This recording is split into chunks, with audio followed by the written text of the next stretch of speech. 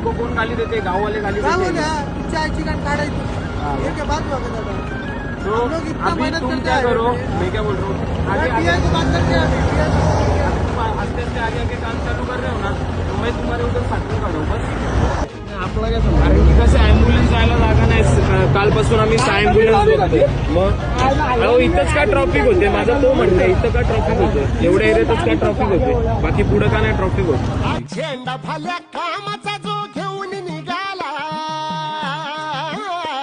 हा झेंडा भल्या कामाचा जो घेऊन निघाला, अरे काट कुट वाट मंदी बोचती त्याला, रगत निघल तरी बी हसल शाबास त्याची, रगत निघल तरी बी हसल शाबास त्याची.